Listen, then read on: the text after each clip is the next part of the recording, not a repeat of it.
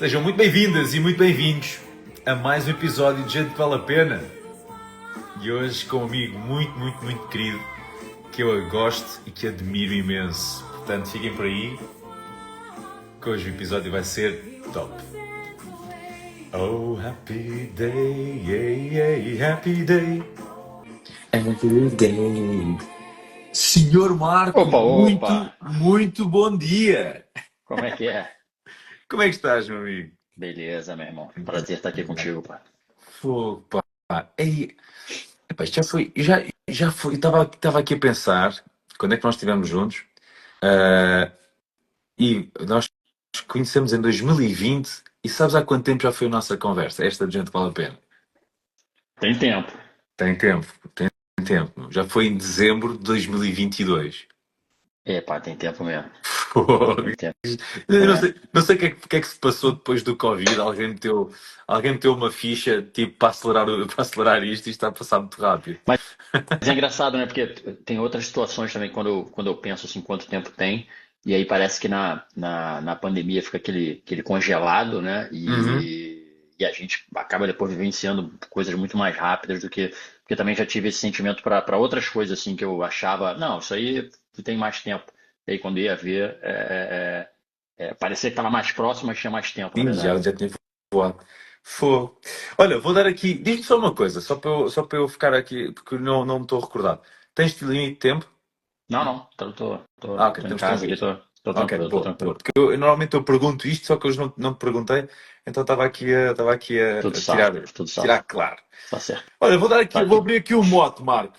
Gente, vale a pena. Agora é um podcast, mano. Gente, vale a pena agora é um Que podcast em todas as giro, pô. plataformas de podcasts. Boa, Ahm, boa. em que basicamente é um podcast onde eu convido as pessoas com quem vou cruzando ao longo da vida e que intuo que valem a pena. Então convido para uma conversa essa que eu gosto de sentir que está a acontecer numa esplanada, à beira-mar, a beber aquilo que nos apetecer no momento, É Marco. assim que Portanto, é. é Assim que assim, é. sentados, a descontraídos e na conversa. Vamos a isso. Pá, Marco, como é que isto começa? Comigo a dizer, a minha perspectiva, quem é que é o convidado. Portanto, quem é que é o Marco Flávio? E eu conheci-te na formação de coaching da Be Happy, com o Jorge, em 2000, a certificação 63. Uhum. Epá, e fiquei mesmo muito feliz por te conhecer. Principalmente porque era um momento um bocado desafiante da minha vida e tal, e senti que vocês foram pessoas, foram peças muito importantes para o meu rodar de chave. Epá, e gostei muito da tua forma de ser, gostei muito da tua assertividade a falar os temas, gostei muito da tua humanidade, da forma humana com que tu os partilhas. Gostei da tua humildade, que é pá, a forma como tu dizes e como tu partilhaste aquilo que tu alcançaste, mas tipo, sou um gajo, sou um humano, carne e osso, exatamente igual aos outros. Pá, e pá, tu és um sábio, um crânio, aquilo que eu gosto de chamar um crânio do caraças. E ao mesmo tempo tens um coração brutal, porque ver-te a falar na tua casa, ver-te a falar no teu agregado, nos teus filhos, e no teu propósito e nas mudanças que tu fizeste por esse mesmo agregado e por esse mesmo núcleo, epá, é admirável olha, até vou utilizar aqui uma palavra que é almejável, estás a ver? É mesmo isso, é almejável. Pá, fico contente. Obrigado por isso, mano. Mesmo. Olha, e vou-te passar a bola, Marco, que é, depois de dizer que na minha perspectiva quem és tu, vou dizer, pá, no teu modelo do mundo, vamos passar para o teu. Ok. Quem é que és tu, Marco? Pô, depois dessa perspectiva aqui, ficou até aumenta a responsabilidade, né? Tipo, quem que sou eu? Cara, eu sou um cara comum, né? Sou pai, sou atleta da vela e me tornei especialista em finanças pessoais e falar sobre dinheiro para verdadeiramente ter tempo para viver aquilo que é importante na minha vida, né? Então, quando eu olho assim um histórico, que às vezes é uma. Eu lembro que a primeira vez que eu respondi, né? Quem é você? Aí tem um negócio aqui relacionado com identidade, né? E a gente fica um pouco na dúvida, pô, realmente quem somos nós? E quando eu faço uma reflexão, para mim hoje é muito simples, né? Até em termos de hierarquia de importância, seria exatamente isso, ou seja, qual é a minha importância, qual é a minha identidade dentro né, da hierarquia chamada família, que me baseia numa série de coisas, de princípios e valores que eu aprendi e hoje tenho a dádiva de ser pai e consigo replicar isso para frente, não pararia em mim, né, esse aprendizado. E depois, como atleta, porque me colocar nessa disposição de atleta me cria uma série de outras coisas com relação a hábitos que eu levo para a vida, né? Então, o hábito da disciplina, da consistência, do treinamento, da frustração, saber lidar com frustração, da competição que nem sempre corre, né? E no meu esporte, que ainda depende da natureza, se tudo der certo, mas a natureza não estava, também pode não acontecer, né? Como já aconteceu de ir para campeonatos longe, gastar dinheiro para alugar, para a tripulação, alugar barco, e tal, chegar lá não ter campeonato porque aquela semana inteira não ventou. É o que é, né? Então, são frustrações que não só da disputa em si, mas a própria natureza não permitiu. E aí eu carrego isso para a minha vida, né, cara? Para a minha vida profissional, para a minha vida pessoal, desses princípios e valores. E a profissão, ela se especializou na questão dinheiro, porque percebi através da vela lá atrás, muito, muito novo, já conseguia perceber isso, de falar, pô, peraí, por que as pessoas, né, os donos de barcos ali grandes, que eu fazia parte da tripulação, não conseguem usufruir desse bem, né? E eu estou aqui como tripulante, estou usufruindo, porque os caras não tinham tempo. Né? Então, desde muito novo, eu tinha certeza que, cara, tem alguma coisa aí que eu não sei o que que é, mas que eu preciso perceber, que é a conexão do dinheiro comprar tempo. Né? Ou seja, e ao contrário também, ou seja, nós vendemos nosso tempo para ter dinheiro. E aí você vende o teu tempo, você não faz verdadeiramente coisas importantes. Então, em resumo, é tão simples quanto isso. Eu gostei. Tipo, dessa tua apresentação já falaste daqui de 500 pontos e o meu cérebro estava tim, tim, tim, tim, tim, tim. Olha, uma coisa muito interessante tu falaste. Aliás, vamos aqui à base, só para criar aqui um timeline. Pá, tu vens do Brasil e tu no Brasil tinhas a tua empresa, a tua própria empresa, tinhas os teus Uhum. investimentos. Para falar disso, o que é que tu fazias lá? O que é que tu fazias lá no Brasil? No Porque Brasil, esta. eu fiz carreira, eu comecei a trabalhar muito cedo, né, na banca, e foi até engraçado, porque você falou, pô, eu te considero um crânio e tal, e não é nada disso, né? Eu acredito que sou um cara que coloca as coisas para prática, né, em ação, e acaba que a tua experiência vem trazendo, mas assim, longe de ser um cara estudioso, né, de ser um cara ali realmente crânio, como eu tive oportunidade, uma época da minha vida eu gostava de fazer concurso para a Marinha e tal, e era um negócio dificílimo, então eu participei de turmas militares, onde aí sim você viu o crânio, né? Os caras resolviam problemas matemáticos, principalmente problemas matemáticos, que eu tô longe de ser isso. E eu brinco, faço a brincadeira que com 19 anos eu entrei para a banca numa posição muito boa, e foi por causa do meu QI, né? Só que não foi por causa do meu coeficiente de inteligência, foi por quem indicou. Né? O meu pai tinha trabalhado na banca, então ele tinha contatos bons, né, e fez essa indicação, e era um cargo que na época era um cargo de confiança, então mesmo sem experiência fazia sentido arriscar nessa aposta ali. Então desde muito novo me coloquei em situações onde eu tinha que provar, né, porque uma coisa é você entrar pela indicação, outra coisa é você permanecer pela indicação. Então tinha que provar que, bom, até aqui meu pai veio, mas agora eu tenho capacidade para ir Grande, e vamos em grande ponto que frente. estás a dizer. Porque às vezes, com toda a certeza, já ouviste a expressão que é a cunha, né? Que é, Sim, sim, que é o sim. quem indicou, né? E estás a dizer uma coisa que é muito, muito, muito interessante, que é, uma coisa é entrar para um cargo por QI, por quem indicou, outra coisa é permanecer no cargo, né? Exato, É, exato.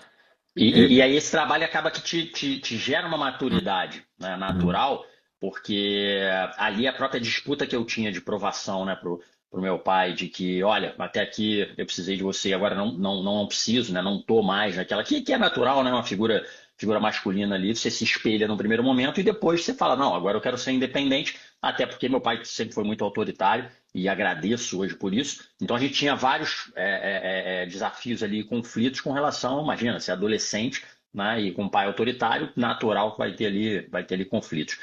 Então essa foi a primeira experiência. E aí na banca, pude perceber, né, primeiro a noção do dinheiro como um todo. Né? Então assim, às vezes a gente acha que sabe o que é dinheiro e é um negócio completamente diferente. Segundo, pude perceber uma coisa bem interessante que é a banca está ali para resolver problemas dela e não do cliente. Né? Isso é fato, isso é mundial.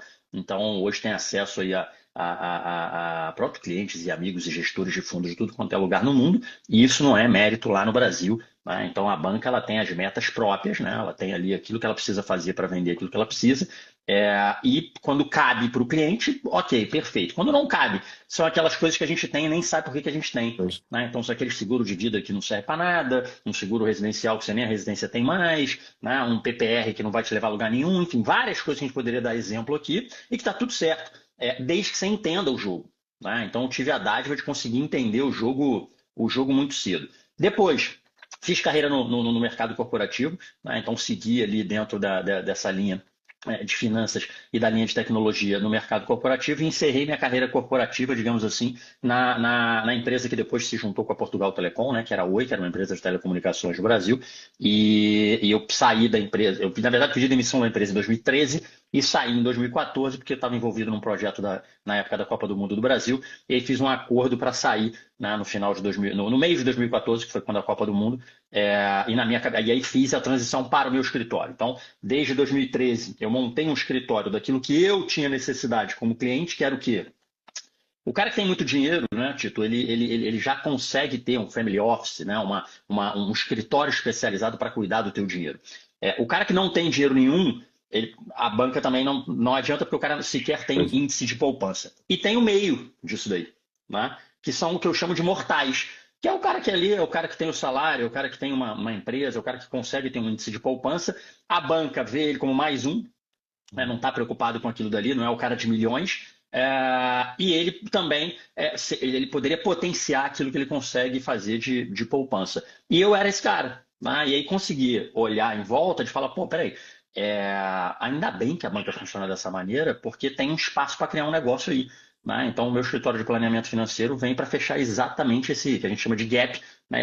Esse buraco, essa lacuna entre aquele que tem índice de poupança, mas não ainda está num jogo de muitos milhões que possa ter algo exclusivo. Então a banca ela hoje trata da mesma maneira. O cara que tem 2.000 euros ou 100 mil euros na poupança, da mesma maneira, você não tem um produto melhor. Né? Se você não for para uma casa mais expressiva, você não tem um produto melhor. E aí, meu escritório vem exatamente fechando essa lacuna. Então, em 2013, aquilo que era a transição, né, do mercado corporativo para especificamente o escritório começou ali realmente em 2013. Começou, na verdade, em 2006 e foi até 2013. Até a malta brinca, né? Fala, não, Marco, mas para ti é fácil, porque você sempre foi muito arrojado.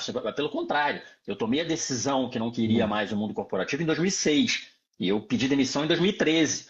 Né? Por quê? Porque eu não sou, eu não gosto de trabalhar, não tenho essa máxima ali de trabalhar com pressão financeira, né? Queimam as pontes e queimam os barcos, aquele monte de nomenclatura que a gente tem aí no mercado para te potenciar a fazer algo que está tudo certo para quem tem esse perfil. Eu não tenho esse perfil, né? Gosto de fazer as coisas planeadas, gosto de fazer. Na época eu já tinha 2 filhos, Se tu então não, se tu não queimas os barcos, tu fazes o quê? Guardas os barcos? eu acredito que você possa transformar e o teu barco, que era uma canoa, possa se tornar agora um veleiro, ou possa botar um É. motor nele, entende? Eu acho que é mais por aí.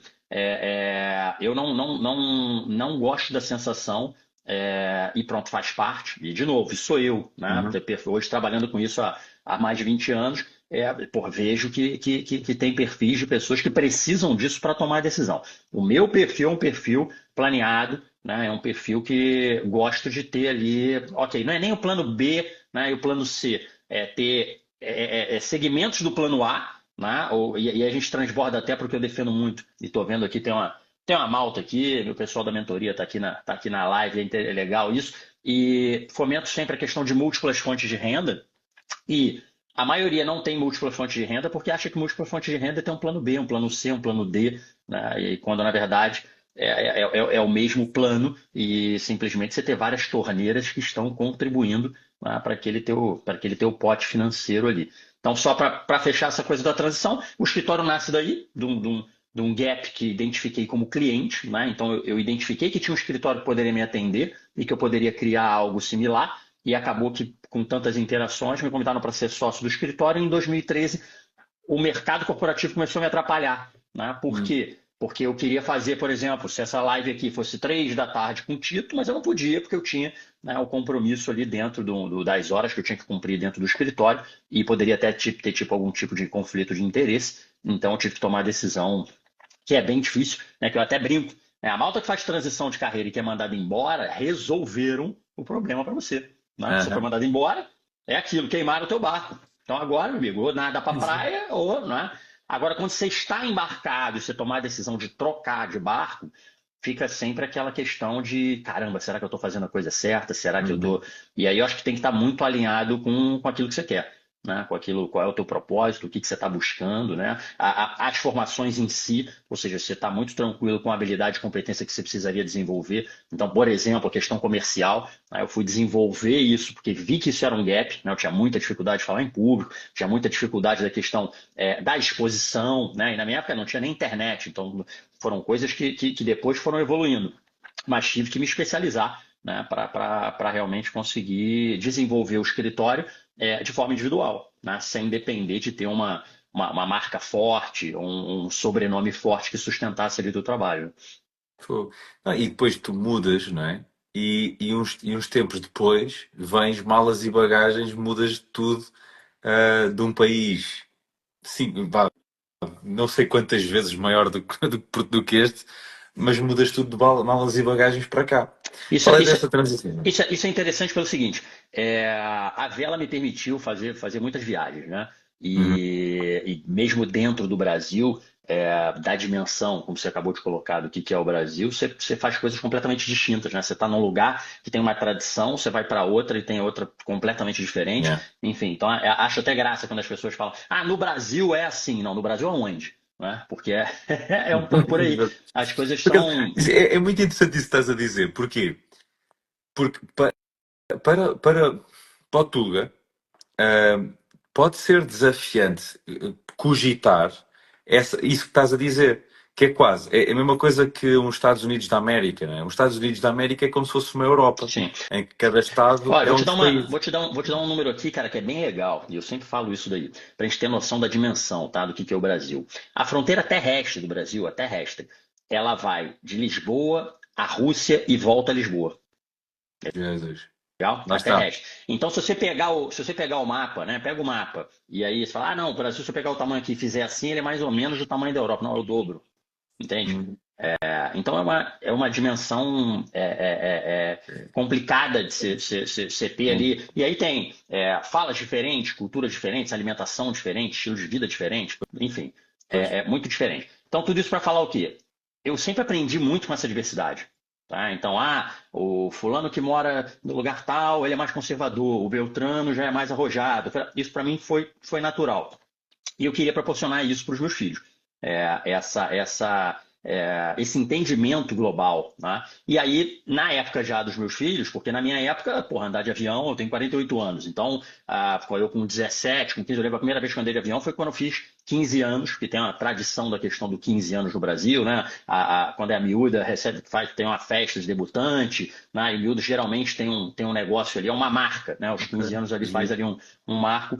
E aí eu tinha uma tia que morava em Fortaleza, que é até minha madrinha, ela morava em Fortaleza, e pô, fui de avião visitar essa minha tia. Foi a primeira vez que eu andei de avião. Pô. Então, vejo a realidade dos meus filhos hoje por completamente diferente. Né? Então,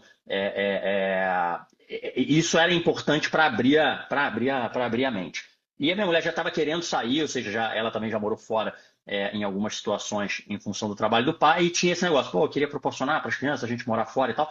Só que é aquele negócio, né, cara? Você quer, mas extremamente enraizado. Minha família é muito grande no Brasil, né? Eu gosto de fortalecer esses laços familiares. A gente fazia o Natal junto na minha casa, então tinha ali esse link forte. E fora os negócios, né? Tinham vários negócios.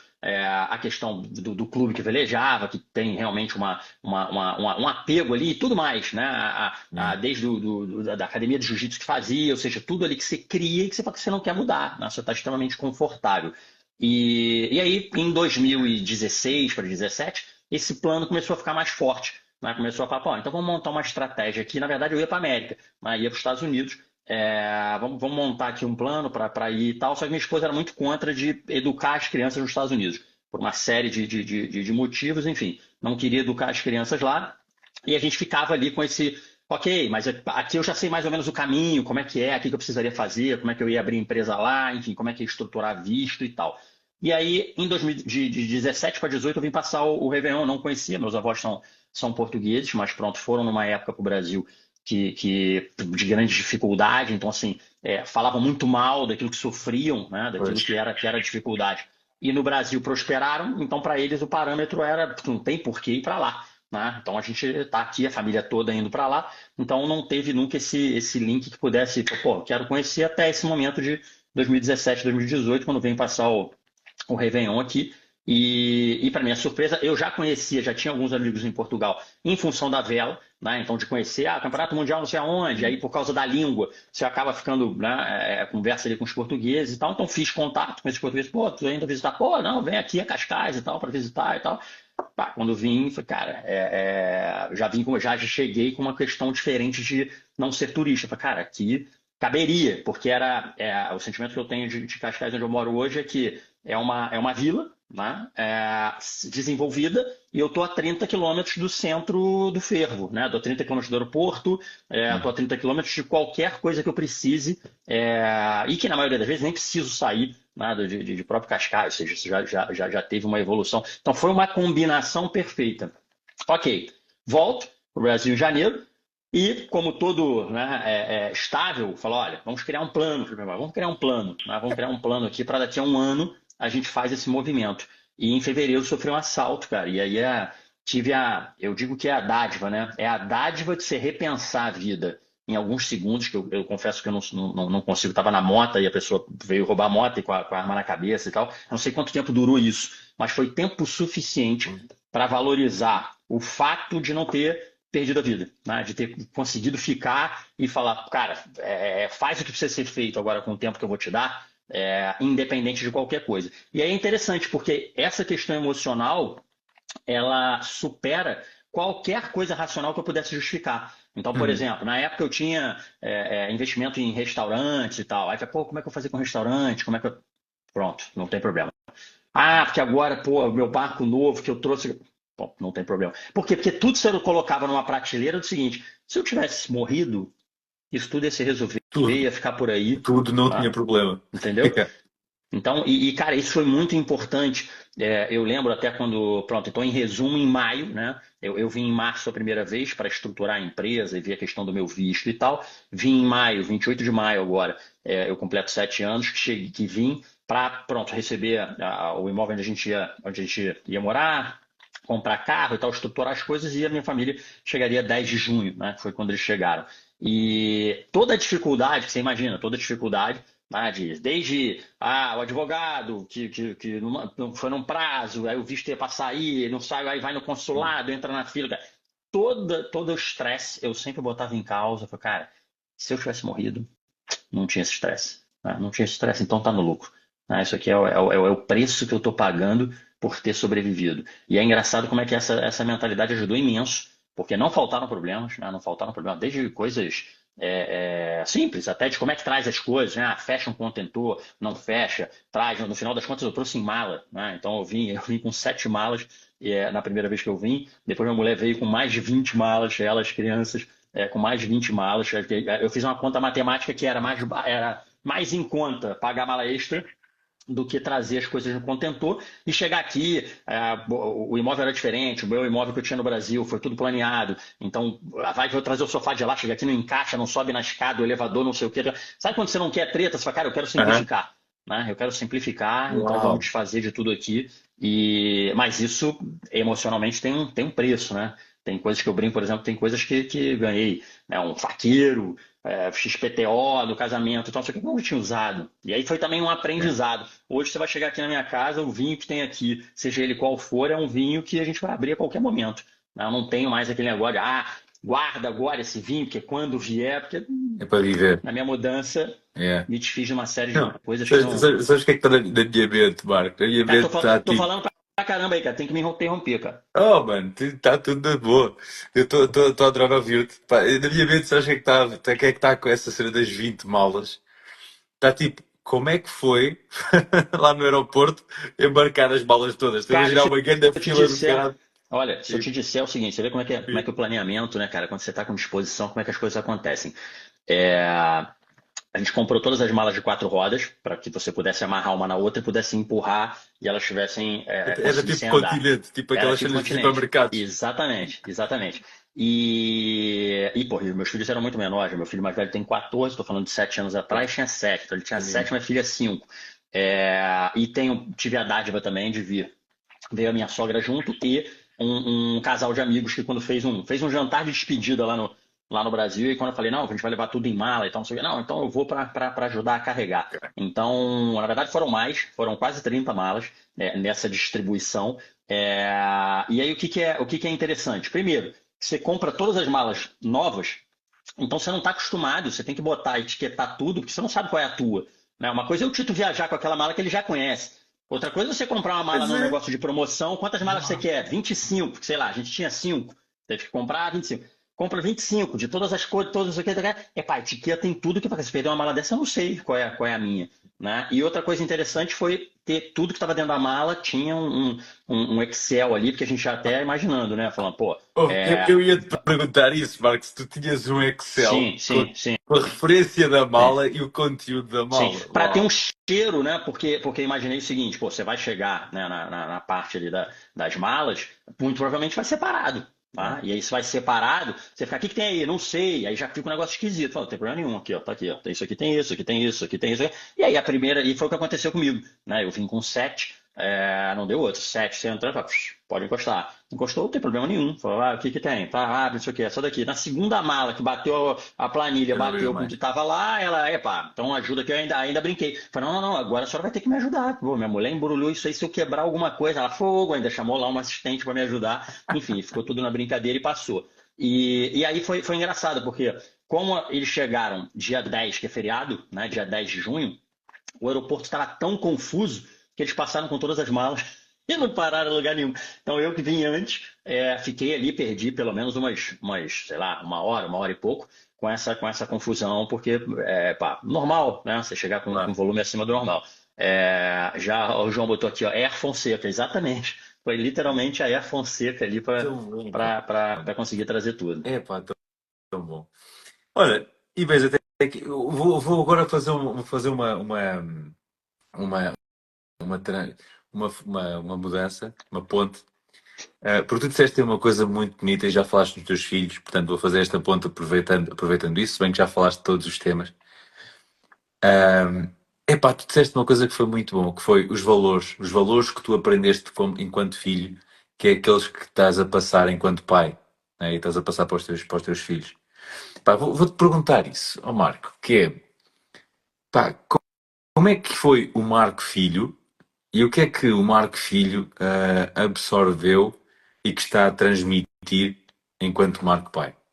É engraçado, porque eu acho até que esse é engraçado você perguntar isso, porque é mais do que o filho, né? Para responder como que eu fui com o filho, o que acontece? Eu venho de uma geração que meu pai e minha mãe foi a primeira geração Uhum. que trabalhavam os dois.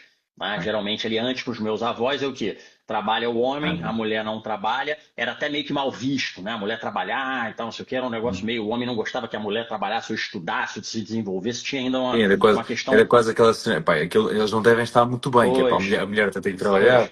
Pois, Portanto, a minha avó, porque os meus avós, a combinação deles, né, meus dois avós, paterno e materno, avô, eram portugueses, a minha avó espanhola e minha outra avó alemã. Essa era a combinação e a família foi, na época da Segunda Guerra Mundial, foi para o Brasil. Então, tanto a alemã quanto a espanhola tinham sangue quente, né? Então, os portugueses ali, não trabalha, não isso, não aquilo, tiveram ali uns desafios para conseguir botar isso em prática, digamos assim.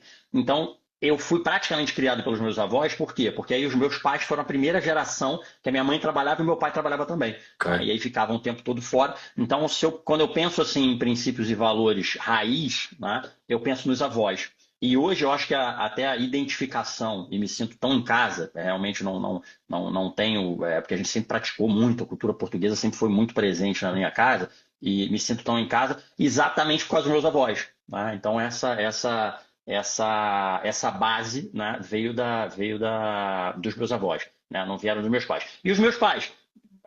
alimentavam e praticavam isso, né? Então a gente não tinha aquele negócio, não, isso aqui seu avô falou, mas veja bem, não tem. Não, né?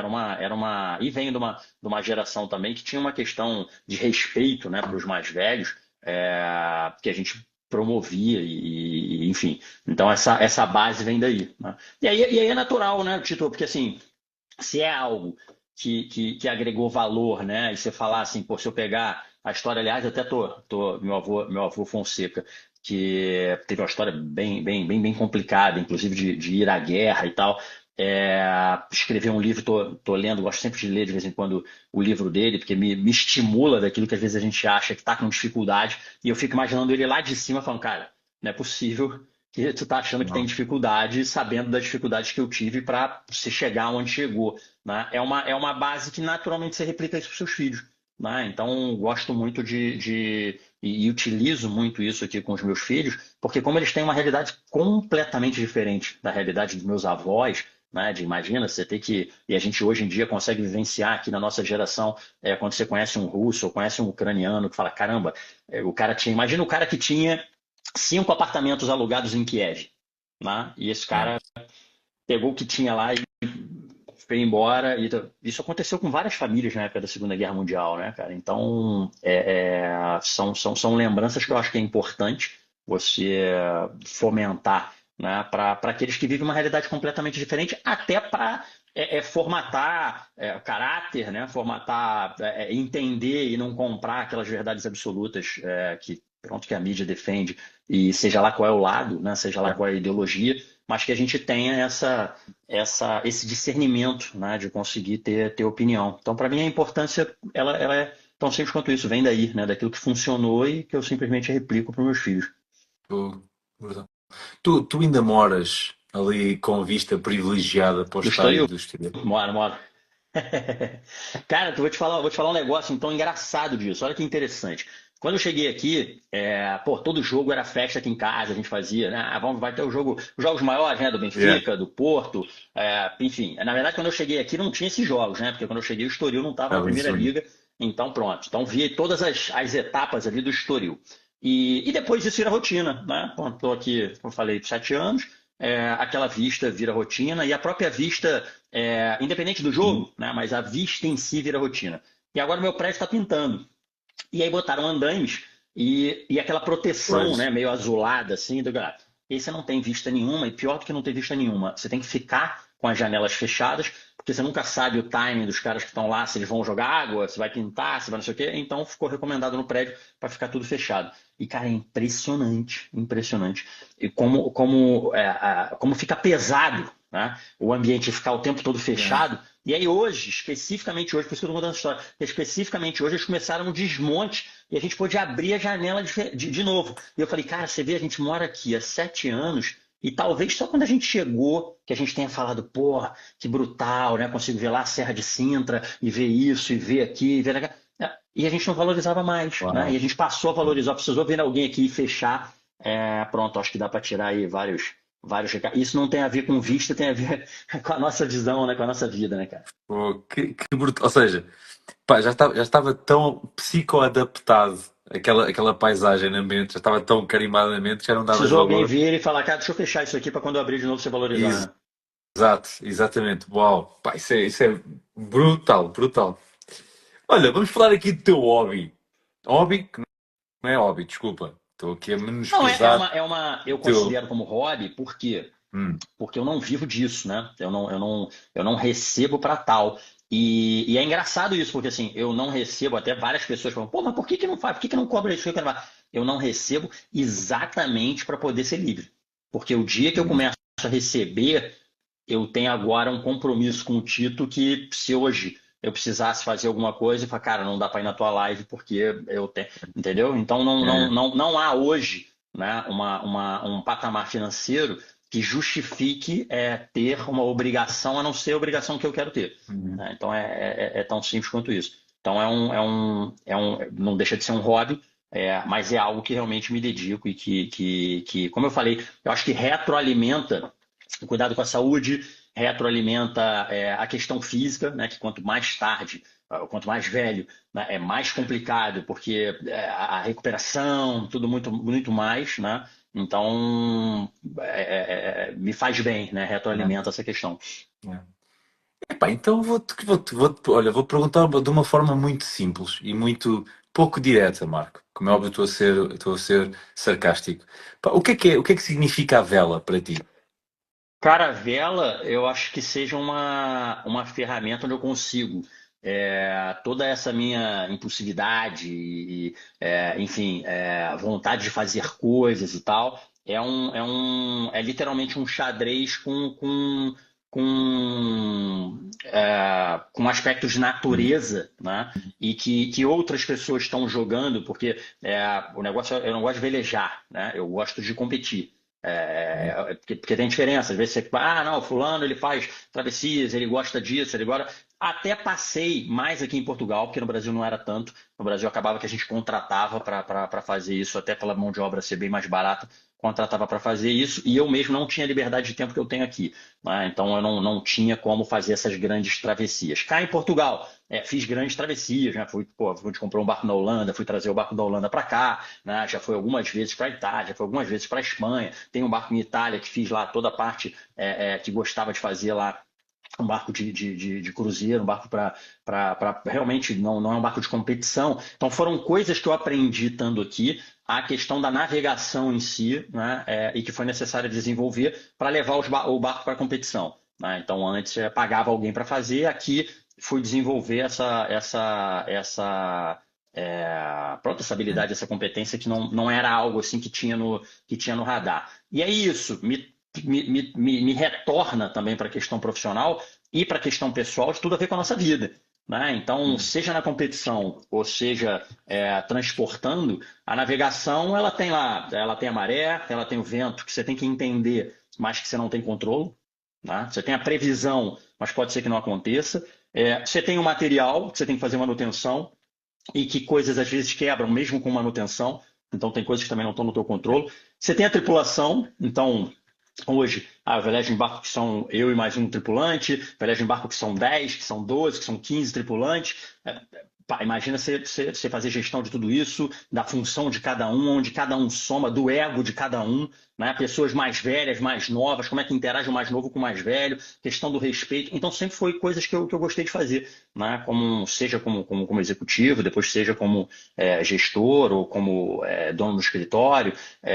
Sempre gostei de fazer isso. Então eu não consigo nem te dar a percepção onde inicia, onde termina cada momento, É. entende? Porque eu tenho clientes que velejam comigo, eu tenho, já tive sócio que veleja, ou seja, é uma mistura ali que eu acho bacana, porque não fica aquela divisão, né? Não, agora eu estou aqui, eu só penso nisso, eu só penso. Não, é um mix ali que é como eu acho que a gente deveria, poucas pessoas conseguem, mas que a gente deveria caminhar para estar trabalhando de uma forma que não seja traumática, né? Como muito tempo trabalhei na vida. Falei, cara, não é possível que a vida seja isso. Né? Eu trabalhar, conseguir poupar algo para chegar aos 65, 66, 67, 70, se calhar, onde meus joelhos já não vão aguentar a fazer o que eu faço, começar a curtir a vida. Né? Era o meu questionamento dentro do mercado corporativo, era isso. Falei, cara, não é possível que eu tenha que cumprir essas horas aqui,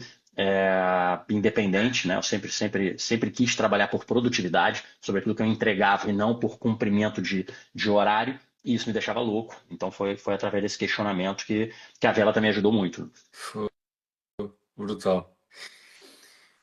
E tu disseste outro ponto muito bom, que juntaste a tua identidade. Eu sou um atleta, eu coloco-me como atleta para poder desenvolver e ser a pessoa para desenvolver os hábitos que são necessários a isso. Se tu pudesses definir a tua identidade de atleta, como é que a definirias? Cara, minha identidade de atleta, porque a gente precisa perceber, né, que assim, consistência e disciplina é um negócio, primeiro que você não traz resultado rápido, então você não consegue tangibilizar, né? E eu acho que quanto Yeah. mais velho você fica, é, mais questionamento você tem por que você faz aquilo. Às vezes eu acho que quando você é muito novo, você tem a dádiva de que ainda está mais limpo, né? Sem tanta sujeira ali de coisas que você acredita que não deveria, e que você está mais predisposto a fazer algo que quando você está mais velho você fica questionando. Então, a questão da identidade atleta, ela é quase que meio que um objetivo. Né? É um propósito daquele dia, de você falar, pô, isso aqui eu poderia escolher comer isso ou aquilo. Por que eu estou escolhendo esse daqui? Porque eu tenho, né, aquele propósito ali de estar performando melhor ou de estar mantendo peso, né? Na questão da vela, dependendo da classe, você tem ali coisas de peso que você tem que ter controle, né? E que te deixam em melhor performance ou não em função de categoria. Né? Então, isso também, de certa forma, eu nunca liguei para a questão do peso, a não ser uma época que ainda competia em arte marcial e tal. Aí a questão do peso fazia parte, mas tirando isso, nunca liguei. Mas naturalmente você se preocupa, porque aquilo ali vai te deixar com uma performance pior ou melhor, dependendo de como é que você está. Então a identidade, assim, para mim, ela é o objetivo. Ou seja, se eu não tivesse isso, não é só assim, não, isso aí é um hobby, eu posso ir quando eu quiser, e eu também não fico frustrado se eu perder, nem muito menos se eu não for competitivo. Eu acho que 90% das coisas que eu teria, porque eu não me considero alguém disciplinado por padrão. Né? Tem pessoas que já têm esse padrão. Pô, eu lembro do meu avô que foi militar, ele já tem, a disciplina para ele tanto é que mesmo depois de parar de fazer as coisas, ele sempre foi disciplinado. Né? Eu não. Né? Então, a questão do horário de dormir, a questão principalmente da alimentação, né? Porra, adoro tomar cerveja. Então, são várias coisas que não cabem se você for, né, com uma certa consistência, não cabe se você quiser estar ali jogando um jogo competitivo. E aí vem a identidade do atleta e fala, não, peraí, isso aqui, até aqui eu vou, né, até aqui eu consigo administrar, mas mais do que isso eu começo a perder e aí a competitividade me coloca na disciplina de volta. Yeah. Disseste uma coisa há pouco na tua introdução, pá, que eu guardei aqui e vou-te questionar agora, que é o facto de tu velejares, e principalmente porque há pontos que tu não controlas, nomeadamente a natureza, ajuda-te a lidar com a frustração. E eu vou-te perguntar exatamente isso, pá. Qual é que é a tua estratégia, ou que estratégia é que tu desenvolveste para te ajudar de uma maneira mais prática, mais execuível, e eficaz, a lidar com a frustração? Cara, a frustração, eu acho que ela tem um pouco ali até da questão do medo, né? Geralmente as pessoas falam, pô, como é que você faz com a questão do medo? É, eu utilizo, por exemplo, o medo para me preparar, né? Então, vou te dar um exemplo aqui, tá? Eu fui para um campeonato, em 2023, eu fui para um campeonato que era nos Açores. E eu nunca tinha levado um barco para os Açores, são mais ou menos aí 7, 6 dias de viagem. Sem ver absolutamente nada, né? Você não vai pela costa, você tem que fazer a travessia. Não. E Daqui, não de... da costa, pá, apanhaste-me já aí. Da costa até os Açores de vela são 6, 7 dias, uma semana? 6, 6 a 7 dias, Uau. é isso. É isso. Dependendo da condição, claro, se for num barco muito mais rápido, muito mais lento, mas pode botar na média, você pode botar isso daí. E aí o que acontece? Eu estava levando um barco de competição, né? E um barco de competição, ele é feito para ter as coisas em termos de durabilidade para andar no limite. Tá? Então, imagina, vou mal comparando aqui para de repente ficar fácil da malta entender. Mas é você ter um Porsche que anda no autódromo, não é um Porsche de rua. Então o perfil do pneu é baixo, né? Ele é mais baixo, ele vai lá. E aí você fala o seguinte, cara, a competição é em Marrocos, entendeu? Então você vai pela Austrália, mas depois você vai pegar um bagagem. Ou seja, você tem que ir, porque a Devagarinho. probabilidade de se quebrar no caminho, né? Você não consegue, não é um autódromo daqui para Marrocos, entende? Então é mais ou menos isso, né? A grosso modo, fazer essa travessia para os Açores.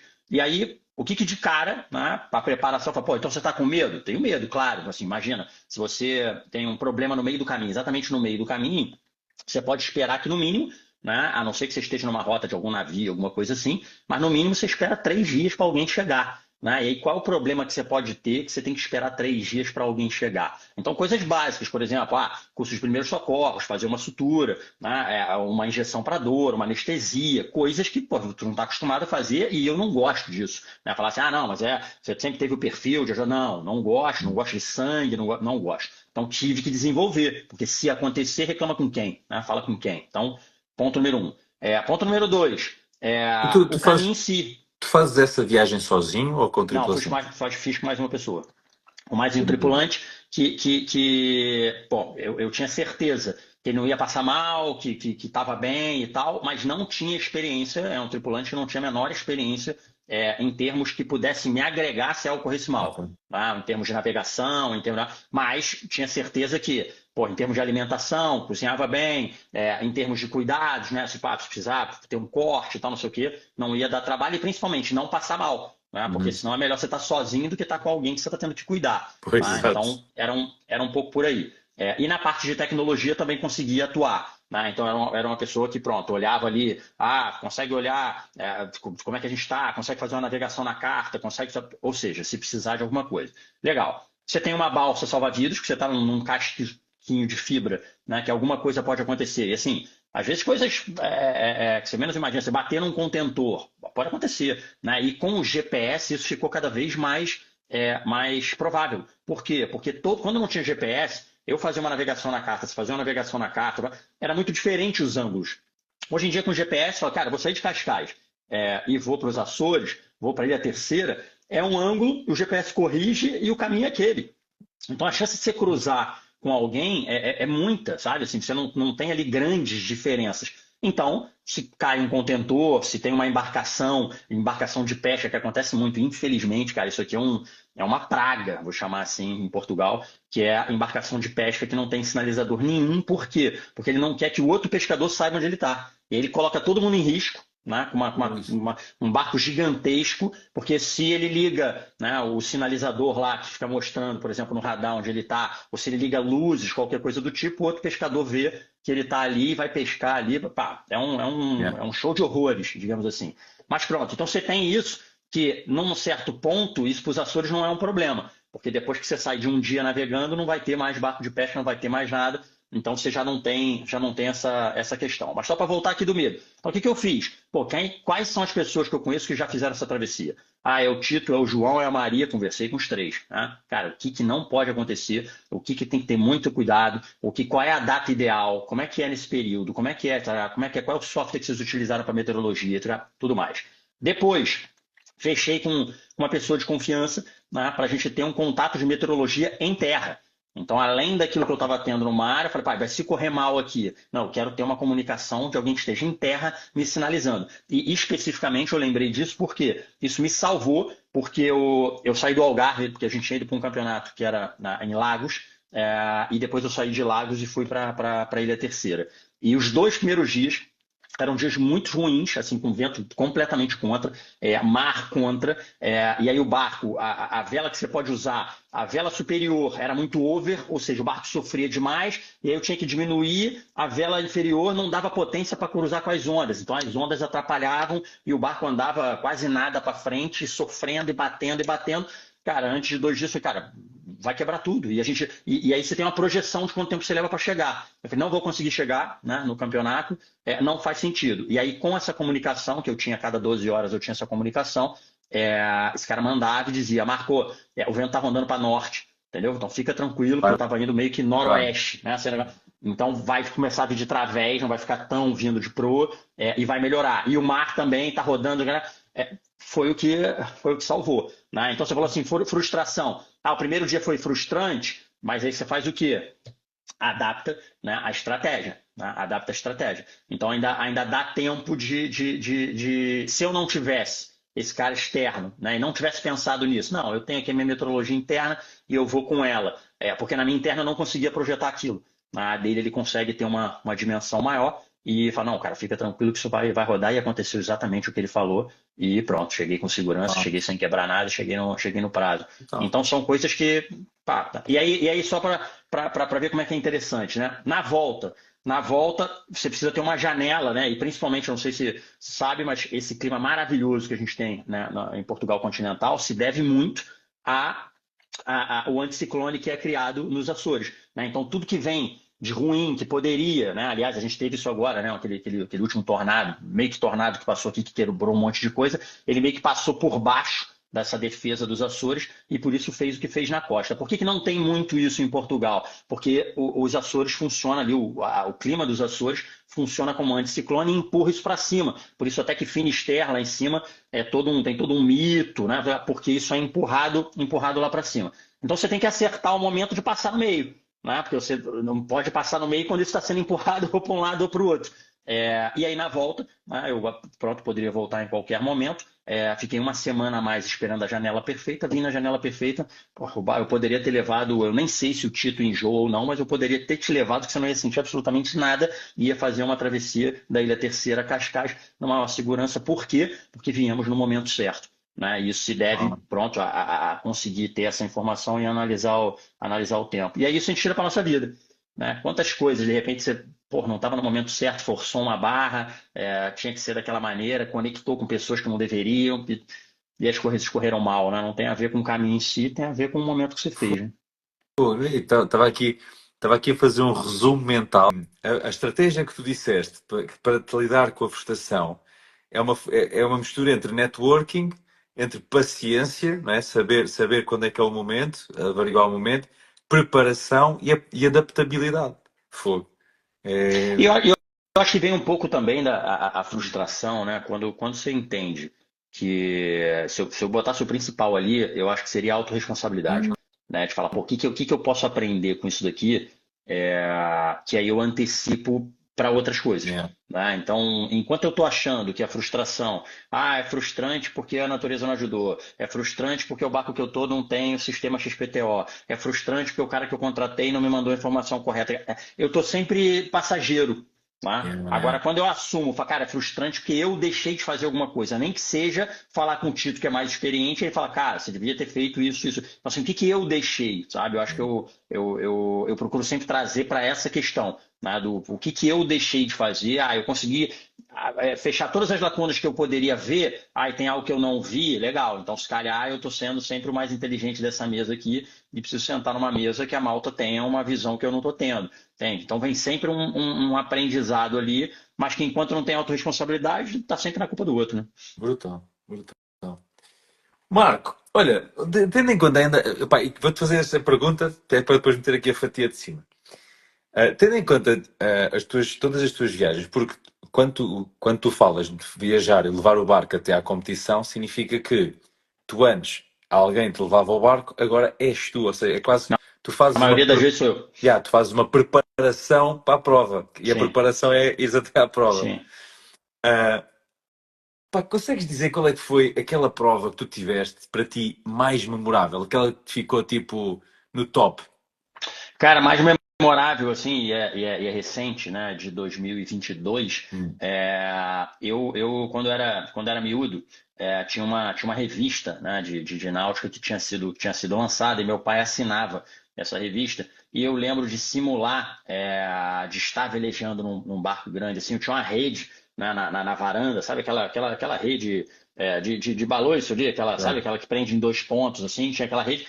E eu simulava que aquilo ali era um barco, né? Porque a rede está sempre em movimento e tal, não sei o quê. E essa revista, ela falava de uma Copa, né? Que era a Copa del Rey, que era uma Copa que pronto, tinha ali o rei de Espanha participava e tal. E meio que se tornou ali por ser uma das coisas mais relevantes. Hoje em dia, não mais, porque se criou ali vários outros campeonatos grandes, inclusive o Campeonato Mundial dessa classe. Mas antes a Copa del Rey era considerado ali o campeonato mundial, né? Era naquilo dali. E eu sempre tive vontade, né, de fazer aquela Copa. E todo ano vinha lá a edição da revista com aquela Copa e tal. E quando eu tive a oportunidade de fazer, não como convidado, né, não como um tripulante, mas sim como uma equipa própria, né, a gente organizou e montei uma equipa para ir à Copa del Rey com esse barco que a gente tinha trazido da Holanda. Foi um momento assim, bem especial, porque é aquele momento de concretizar, porque já participei de vários campeonatos e com pessoas que tinham barco até muito melhores e tal, como tripulante, né, como convidado para fazer parte da tripulação, mas não é um projeto teu. Né? É um projeto que você faz parte. Mal comparando, é como se você tivesse ali a tua equipa da Fórmula 1, né? E pudesse representar com a tua equipa tudo aquilo que. Então foi um momento assim de senioridade e levei o barco para lá, que também foi brutal, né? Passando ali por várias coisas na costa espanhola, ali na parte do Mediterrâneo, depois em Ibiza, até chegar em Palma, com também daria aí uma outra live para a gente falar dessa viagem, que foram várias coisas interessantes, inclusive aquele problema das orcas, né? Que está bem recorrente aqui em Portugal, ali em Barbate, para você entrar para dentro do Mediterrâneo, tem o problema das orcas, então tive uma experiência ali. No final correu tudo bem, mas uma experiência menos boa. Com, E aí com todo orcas? esse contexto. Porque Uau. tá bem, já começava ali isso bem forte a partir de 2020 para cá. Começou assim um negócio bem. Muito provavelmente que eu acredito que ela tenha tido alguma interação, né? Um grupo tem alguma interação com um grupo com barcos de pesca que fizeram alguma coisa e o animal bem inteligente criou ali aquele repúdio a qualquer embarcação que passe, que é engraçado, porque elas só vão no leme, né, e quebram o leme da embarcação, a embarcação fica à deriva e tal. E são vários casos, Isso. né, que aparece muito pouco na mídia, mas para a gente que é do meio sabe que são Uau. vários casos. Ou seja, a orca vai especificamente ao Aí no leme. leme quebra o leme. Tchau. Um abraço e um queijo. Porta-te bem. É isso, Fica aí. é isso. E aí algumas brincam, como eu vi, até nessa situação aí, eu parei em Barbate pelo aquilo da previsão do tempo, de achar a previsão certinha para entrar para dentro do Mediterrâneo, que se também errar a previsão ali é um negócio que é bem complicado, então fiquei esperando em Barbate, e aí chegou um barco que era com um francês que era skipper, e o outro tripulante que estava comigo era francês, então falava francês bem com ele, a gente acabou conversando, e ele estava num catamarã, né, que é aquele que são dois, né, não Uhum. é um monocasco, são Sim. dois de cada lado, que é bem largo, e a orca, além de quebrar o leme, assim, tinha encostado assim, num dos bordos, empurrado o catamarã lateralmente, que o cara ele tinha comprado o barco em La Rochelle, na França, e estava levando para Malta. E ali desembarcou o cara, então estava o dono do barco, a mulher e o skipper francês. E ali o dono do barco já falou, ó, pode voltar com isso para lá, ou deixa para vender aí, eu não quero mais saber dessa brincadeira, a mulher estava em pânico, e o vídeo realmente era assustador, né? O barco sendo arrastado de lado assim, e você vê que ela estava literalmente brincando, porque se quisesse fazer algo mais sério, pronto, tinha afundado. Então são situações que Isso a faz. mídia fala, né, falam de fora, mas só quem esteve ali e vê esse tipo de situação consegue ver a gravidade do negócio. Oh, Marco, estás a falar com alguém. Imagina, vá, eu não posso dizer medo, mas é temor. Acho que Sim, temor, que é o sim, medo de respeito. sim. Que é, pá, a única vez a única experiência que eu tive vá, a única grande experiência que eu tive de barco foi fazer um cruzeiro. E foi um cruzeiro nas Ilhas Uhum, Gregas, estás a ver? Então imagina, todos os dias a primeira coisa que eu fazia quando ia para a popa do navio era olhar à volta, ok, está ali terra. E era como se mentalmente a minha cena está a terra, se isto der raio eu consigo nadar, pelo menos sei a direção. Isto pode ser parvo, mas sim, era o que a mente me dizia. Epá, e houve um dia que nós afastávamos de costa para ir para uma ilha, já não me lembro qual é que era a ilha, e passávamos 24 horas sem ver terra. Epá, e nesse dia eu posso dizer que não tive um pico de ansiedade, mas os meus níveis de ansiedade subiram um bocadinho. sim. Pá, e imagina que você estava naquele cruzeiro e tinha aqueles barcos laterais lá em cima, para se desse algum problema, Yeah. né, aqueles barcos que eles jogam para. Imagina você tá num barquinho daquele, né? Pois é isso. É isso, é isso. 7 dias sem ver e E, e, com, ta- e com pá, ta- e estás a dizer essa cena. Pá, isso fez-me lembrar, há um filme do Chris Hemsworth.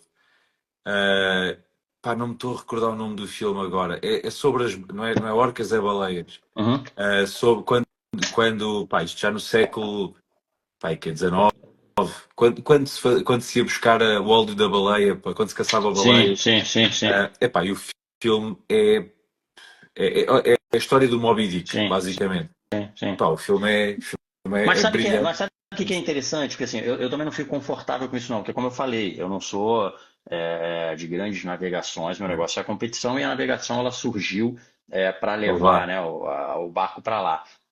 Mas chega um momento que transpassa, é mais ou menos igual aquele coisa da dor ali, que às vezes você teve alguma Yeah. coisa, um acidente, e tal, você fala, caramba, Tito, como é que você conseguiu com o pé quebrado ainda andar não sei quanto? Pouco. Cara? Porque chega um momento. Entendeu? E aí você fala assim, cara, eu tô com medo, tô com medo, tô com medo. Depois de 5 horas, fala, cara, você esquece. né? Você esquece. É como o Big Brother ali esquece que está sendo filmado. Você esquece, porque já passou, né? Então, enquanto, é claro, eu interagi muito com golfinhos, né? E aí, cada vez que tinha uma interação com o golfinho, até porque eles sempre muito agitados, ficava sempre naquele, caramba, é golfinho? Mas, não, calma, é golfinho, ufa. Aí a primeira tensão, e aí você vai lembrar que você está com medo, vai ficar as primeiras 1, 2 horas de novo com medo, daqui a pouco passou de novo, daqui a pouco o ritual, né, do barco, você vai, tem que fazer a navegação, tem que ver aqui, tem que olhar, tem que mudar as velas, aí o vento mudou, muda as velas, vê se a maré está empurrando muito, se está não sei o que, se é correnteza. Então é tanta coisa que você entra na rotina e esquece. Que Então giro. não é que você perca o medo, né, mas eu acho que o Hum, foco, ele até hum, acontecer outra coisa, passa disso, né? brutal. Marco, olha, batemos numa hora, 1 hora e pouco já. Vamos meter aqui a Santos de cima. Eu gosto de pensar que isto é uma Santos, estás a ver? Em que Vamos a isso. o início e o final estão preparados, o conteúdo é aquilo que nós metemos. Portanto, já metemos aqui um conteúdo na Santos saudável. A Santos, a fatia de cima consiste num conjunto de perguntas. Primeira pergunta para ti, encaras? Vamos a isso. Ok. Ó Marco, qual é que é o teu segundo nome? Fonseca. Ok, então és Marco Fonseca Flávio? Não, então tá. O segundo nome eu achei que era o apelido, né? Marco é o nome composto, né? Marco Flávio. É o nome todo Marco Flávio Carvalho da Fonseca. E aí geralmente eu uso só o Fonseca. É até um hábito, meu pai tem o mesmo nome, só que ele é Vieira, né? Ele é Marco Flávio Vieira da Fonseca. E por muito tempo ele trabalhava fora e ganhava uma passagem aérea para voltar para casa. E aí às vezes eu usava, por quê? Porque o final do nome é o mesmo. Então era Marco Fonseca, Fonseca Marco, né? Na passagem vem Fonseca Marco. Então eu usava muito. E eu acho que vem daí a utilização do Fonseca, porque na questão de viagem ou no Ok. passaporte e tal, é sempre Fonseca Marco, né? Não tem o nome todo, entende? Pois. Então acaba que o Marco Flávio surgiu depois do trabalho, que aí no nome composto usava o nome inteiro. Que giro, que giro. Olha, quais é que são aqueles ou aquele hábito que para ti é não negociável?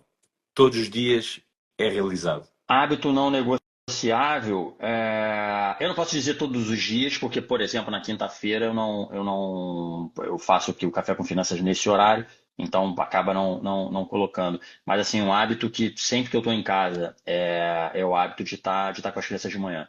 Tá? E da gente estar de manhã e estar à noite. À noite, às vezes, por exemplo, agora, né? Hoje não jantei com eles, a minha filha volta do treino mais ou menos essa hora, meu filho um pouquinho mais cedo. Então é mais ou menos às 9, 9 e um quarto ali que a gente está junto. Então, salvo exceções, isso não acontece. Mas é algo que, podendo não negociar, né, eu acredito que seja importante, que é o momento da gente saber o que está acontecendo, como é que foi o dia, o que a gente prepara para amanhã, como é que vai ser o final de semana, como é que estão as competições, meus filhos são atletas também, então como é que tá? Tá correndo bem, não tá correndo mal, como é que é? Então, é o momento que a gente tem para isso, né?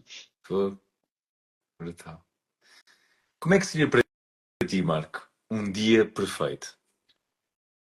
Cara, eu acho que tenho a dádiva de ter esse dia perfeito, assim, é bem natural, né? Então, um dia perfeito, pô, acordo de manhã, e aí você tá. Eu gosto muito do sol, né? O sol é um negócio que me energiza bastante, sempre me energizou, e aqui também, como eu ando muito de moto, pô, facilita imenso, né? Quando tá chovendo ali, não é que não seja o dia perfeito, às vezes é um dia bom para criar conteúdo, para você estar mais introspectivo e tal, você fica pensando menos no externo, né? Eu confesso que quando tá sol, pô, cara, vou dar uma corrida na praia, se eu tenho que ouvir alguma coisa, foi até engraçado que naquela segunda-feira do apagão eu tinha me programado, falei, pô, tava um dia lindo, falei, cara, eu tenho que assistir um seminário, que eu tinha que fazer um treinamento depois desse seminário. E aí eu falei, pô, eu vou assistir isso na praia, né? Peguei minha cadeirinha, barraca e tal, não sei o quê, sentei, dei um mergulho, porque muitos falam, né, daquele negócio da água gelada, porque moro aqui em Cascais, não preciso ter banheiro em casa, só dar um mergulho no Pois. mar, você tá com água gelada. Esperei secar um pouco para botar o fone e pronto, para começar a ver. E aí não conseguia, né? O 5G não tava. Falei, porra, porra, 5G, porra, eu vou tocar, sou operadora. Mal sabia eu que não tinha luz, não tinha nada. Eu tava na praia isolado, não tava sabendo de nada. Enfim, então o dia perfeito pronto, acordar de manhã ali e tomar café, tomar um pequeno almoço com meus filhos, poder levá-los na escola, voltar, fazer minhas atividades, que aí depende do dia. Tem dia que eu treino jiu-jitsu de manhã, tem dias que eu vou ao ginásio, tem dias que eu vou correr na praia, enfim. Não gosto de ter, tirando a questão do treino do jiu-jitsu, porque depende de outras pessoas, aí sim você tem um compromisso de horário. Tirando isso, tanto o ginásio quanto correr na praia, fazer alguma atividade externa, é aquilo que me encaixa e que me apetece fazer naquele momento. né? E tem dias que não me apetece fazer nada e que eu vou sentar e vou fazer uma leitura e é por aí. Almoço, começo a trabalhar depois depois do almoço e depois fecho, pronto, com os meus filhos de volta e a gente fazendo atividades conjuntos. Esse, para mim, é o dia. Cara, foi o dia que eu trabalhei, né? E enxerguei isso lá atrás, que era o que eu queria como meu dia perfeito, e fiz aquilo que precisava ser feito para hoje ter essa liberdade, não estar precisando viajar tanto, enfim, ser coisas ali que se não tivesse tido essa visão do que eu queria lá atrás, não conseguiria construir, né? Então, isso para mim é meu dia perfeito. Hum, brutal. Olha, se tu fosses um produto no hipermercado, que produto é que tu serias? Pô, produto no hipermercado, que produto eu seria?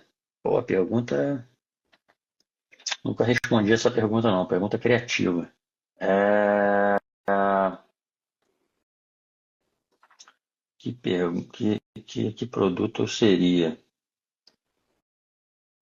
Pô, não faço ideia. Deixa eu pensar aqui naquilo que gosto muito do mercado. Sou carnívoro, né? Então, por carne é um negócio que em tudo quanto é mercado, assim, ainda mais quando Hum, viajo, hum, gosto de ver, né? Quais são os cortes, quais são. E a gente está falando do mesmo animal, né? E brutal. são cortes completamente diferentes. Por exemplo, aqui em Portugal, completamente diferente do corte que é no Brasil. Eu estava na Bélgica outro dia, e, pô, aí tem outros cortes, não são só outros nomes, né? Outro modelo de corte. Então, gosto. Pronto, vou colocar isso aí. Seria aquela parte ali do talho, né? Alguma coisa naquela parte ali estaria inserido nisso aí, porque é aquilo que me chama a atenção em mercado, assim. Que brutal. Pá, nunca. Pá, que brutal. Não fazia a mínima ideia. Fogo, eu estou-te a imaginar agora, tipo, estás no hipermercado e ir ao talho, tipo, que belo corte que está a fazer. Não, e os tipos, né? Eu falo, pô, que carne é essa aí? Aí o cara vai ver, é o mesmo filé mignon, só que aí cortou não sei o que, tirou a gordura do tal, tal. E eu gosto muito de fazer churrasco, né? Então isso também te dá uma criatividade daquilo que você pode fazer com pedaços de carne. Pô, até mesmo quando eu fiz uma viagem para a Itália, e aí tava com um amigo lá que pô, também gosta de fazer churrasco, até é do sul do Brasil, então gosta de fazer churrasco. E aí arrumou uma carne que eu nunca tinha visto e tal, não sei o que, não, isso aqui, se botar na brasa, faz, não sei o que. Então eu gosto dessa Top. criatividade da gente se virar com aquilo que tem para pronto. Pô, brutal. Olha, um sonho que tu tenhas e que possas barra queiras partilhar. Um sonho que eu tenho e que trabalho nisso, né, dentro de um período aí que provavelmente vai ser o período de fecho da questão da escola das crianças, é fazer uma travessia do Atlântico e ir até o Brasil com o barco, podendo, né, levá-los para ter uma experiência com relação a isso. E é chegar lá da onde eu passei a minha infância, que é uma ilha no fundo da Baía de Guanabara, no Rio de Janeiro, chamada Paquetá. Chegar lá com um barco saindo de Portugal eu não sei porque é um sonho, mas também tá bem claro, né? Estou trabalhando para eu poderia colocar até como objetivo, como meta, né? Algo E bem. estamos a falar de quanto tempo? Tipo, daqui às Açores é uma semana, daqui Estamos até ao falando Brasil. se for porque aí seriam várias etapas, né? A minha ideia é fazer daqui para Madeira, depois Madeira Canária, Canária Cabo Verde, Cabo Verde atravessa para Fernando de Noronha, Fernando de Noronha, aí posso ou não ir para ter aqui Recife, aí Recife, Salvador, e aí de repente Salvador desço ali para a região dos lagos do Rio de Janeiro, e depois entro, né? Eu acredito que aí dentro olhando previsão e sendo uma coisa razoável, estamos falando de 2 meses de, 2 meses. sim. E que não necessariamente precisa ser tudo no mesmo momento, né? Você pode ter ali a flexibilidade. E a ideia aí é hibernar um tempo lá, né? E depois subir pela costa, vir pelo Caribe e atravessar depois de volta para as Açores é a volta ao Atlântico, vou chamar assim, né? Seria essa a ideia, que é um negócio que apetece. Eu tinha já a vontade de fazer isso no Mediterrâneo, fiz.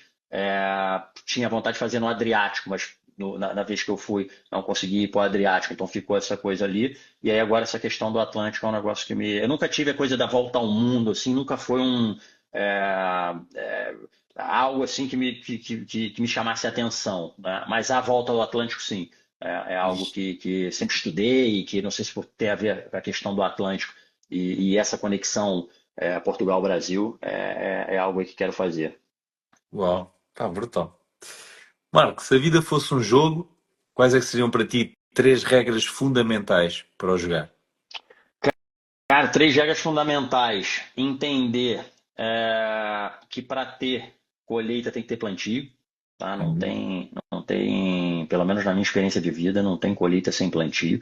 Pode até ter, mas o nome não é colheita, né? Então você não entendeu a natureza da vida, daquilo que você não planta.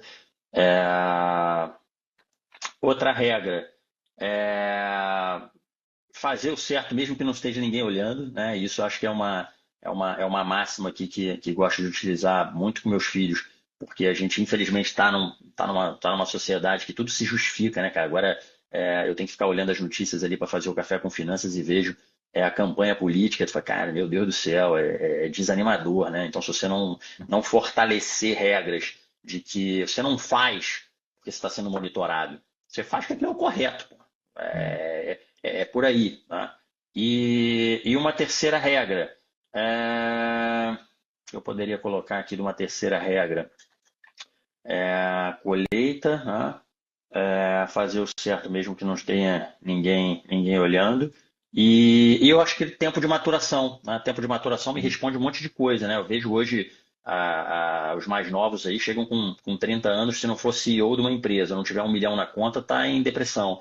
Né? E tem um negócio chamado tempo de maturação. Eu, com 22, 23 anos, fiz uma operação no mercado financeiro que eu achei que tinha ganho na loteria. Né? E a hora que perdi, entreguei tudo. E achei que estava reformado com 23 anos. E ali eu entendi tempo de maturação, tá? Ou seja, as coisas demandam tempo, né? A própria sabedoria vem de tempo de maturação. Então, acho que são as três regras aqui. E é engraçado que toda vez que você me pergunta alguma coisa assim muito reflexivo e que tem que deixar um legado, eu penso naquilo que eu comunico com meus filhos, né? Que o que se eu não tivesse mais aqui, eu falo, cara, não esquece disso, entendeu? Não esquece disso aqui. E eu acho que é um pouco por aí. Uau, uau, brutal. Tens algum super-herói preferido? Super-herói? Sim. Não tenho. Não tenho, assim. Era muito em função daquilo que é engraçado isso, nunca tive assim nada.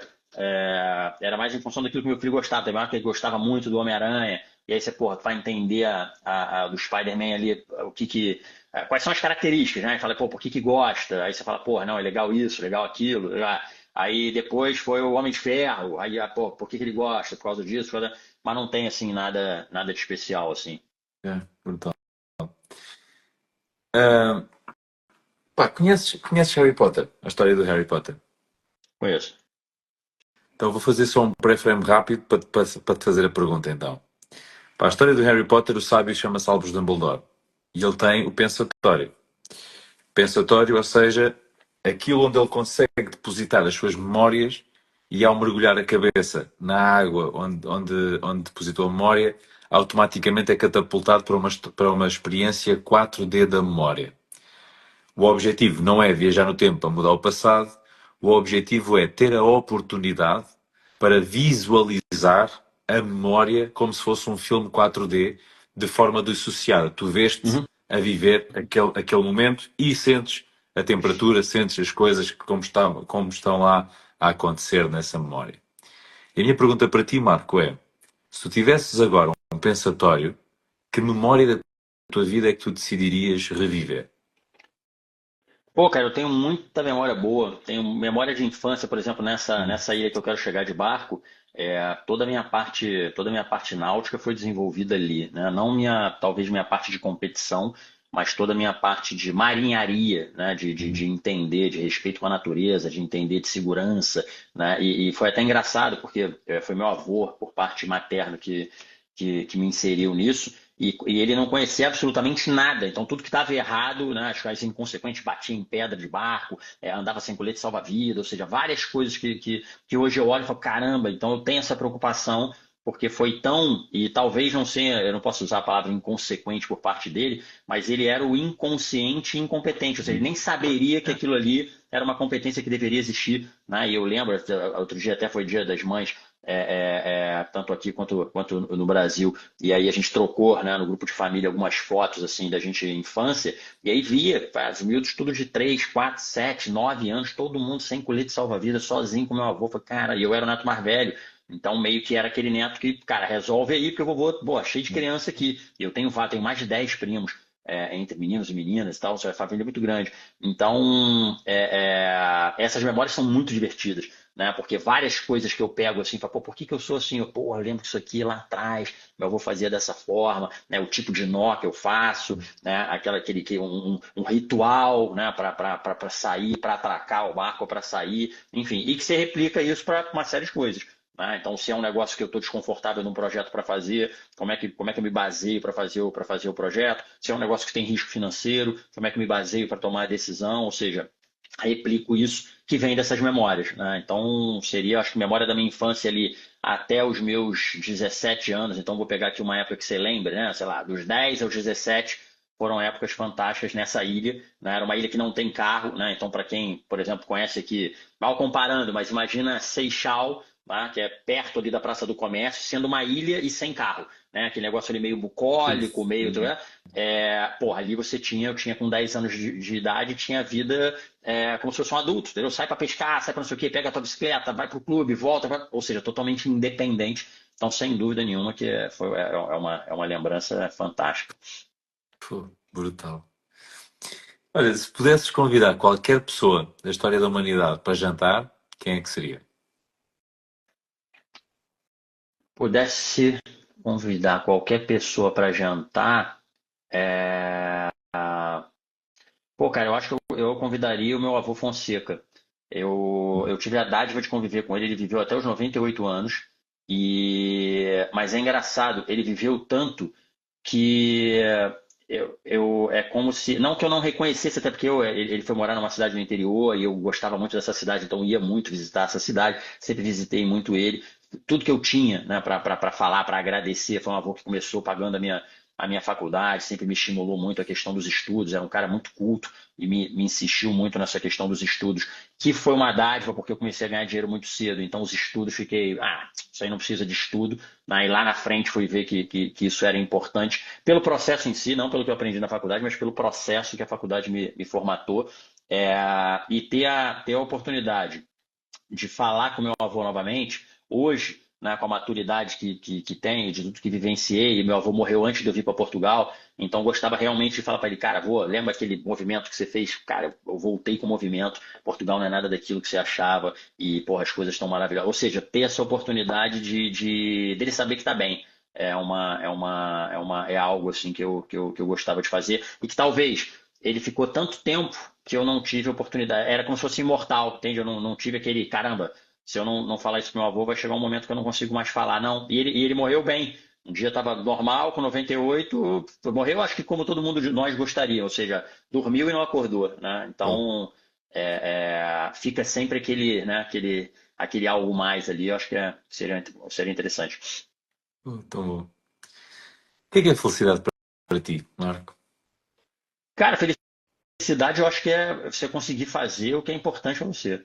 Né? Tão simples quanto isso. Eu penso muito sobre a coisa da felicidade, porque questionam muito sobre a relação da felicidade com o dinheiro, né? Que, dinheiro não traz felicidade, mas a partir do momento que você vê o adicional como uma ferramenta, né? Eu gosto até de fazer um trocadilho em algumas apresentações, eu boto dinheiro e aí se você botar felicidade e facilidade, é igual no jogo de letras.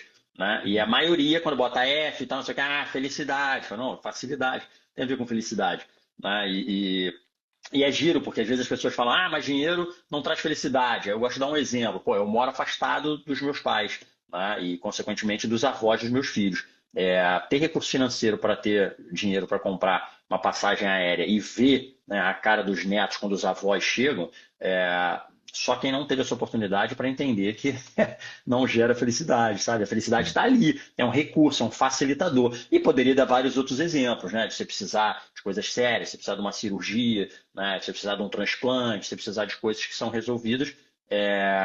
Eu acho que é por aí. Quando a gente vê isso como supérfluo, né, como consumo, quando é o carro que anda, aí realmente não gera, porque é o supérfluo, né? O dinheiro ele não vem para cobrir buracos da alma, ele vem para gerar facilidade. Se o teu buraco da alma tem que ser resolvido de outra maneira que não seja com dinheiro. Então é por aí que eu vejo a felicidade, algo bem simples, que é fazer o que te traz, propósito, que te traz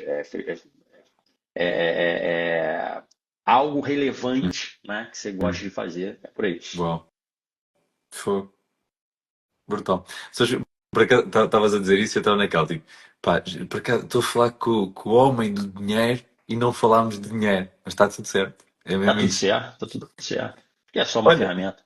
reta final. Filme ou filmes da tua vida, Marco? Cara, sabe que eu não sou Eu gosto muito de filme de comédia, né? E aí, seja ela qual for. E filmes que eu tenho consumido muito são filmes assim de narrativa, já Segunda Guerra Mundial, Napoleão, estou assistindo agora a série da Guerra do Vietnã, enfim, coisas que. Porque, primeiro que eu gosto muito de história, tá? Então, e esse meu avô Fonseca, quando ele voltou da guerra, ele foi ser professor de história. E ele tinha uma dinâmica para contar como se ele fosse amigo das pessoas. Tá? Então ele falava, então Napoleão, que era não sei o que, fez não sei o que lá. Você contava, parecia que era o amigo da Tão escola dele. bom. Ah, então foi bem giro, porque eu acho que a didática da escola e vejo, né, que o sistema aqui, meus filhos hoje estudam aqui, e é a mesma, ainda tem muita decoreba de data, de coisa e tal, não sei o que, que é chato, mas quando você entende a linha do tempo, né, é mais fácil de você encaixar, e por mais que você, em 1945 ou 65, mas você sabe qual é o século, você sabe qual, né, e aí você Uhum. consegue, por eliminação, você consegue se posicionar e saber o que aconteceu no mundo, a evolução, né, sobre isso. Então, gosto bastante. E a questão da história e acaba que a geopolítica, né, se você não entender, você não entende por que a gente está no ciclo hoje. Né? Então, para entender por que o Trump está fazendo o que está fazendo, você precisa entender de história. Né? Por que está acontecendo lá em Índia e Paquistão, você precisa entender de história. Então, são coisas que eu consumo porque gosto que me alimente também profissionalmente como base para poder entender, né, por que a dinâmica global é o que é. Então hoje são muito mais assim, não tem um negócio específico, né? São filmes mais direcionados nessa linha. Uau. E série, também no mesmo sentido? Série, tô vendo isso, tô vendo. Série, eu tenho um pouco de repúdio de ficar refém, né? Engraçado isso, né? Que isso é meio que igual droga, assim, você sabe que, cara, nem vou me meter, porque eu sei que eu vou querer ficar. Então, Pois se é. afasta disso daí. Mas, particularmente, estou vendo essa agora da Guerra do Vietnã, que acho que são curtinha, eu comecei, outros são quatro episódios. Confesso que já passei por aquelas todas ali dos Vikings, né? Então, assim, pô, tem uma relação muito, muito legal. Até quando eu trouxe o barco da Holanda, precisava entender várias coisas ali do Mar do Norte, as questões, né, os mitos do Mar do Norte. E aí, porra, quando você vê as séries do Viking, pô, é brutal, né? Os caras eram completamente inconsequentes de fazer o que faziam com aquelas embarcações. Enfim, então é legal. Mais do que também só a geopolítica ali, me remete a essa coisa pronto, de como é que os caras faziam para avançar, e também é interessante. Por acaso estavas a dizer isso? A última série que eu vi foi uma que era a continuação dos Vikings, que era o Vikings Valhalla. Sei qual é.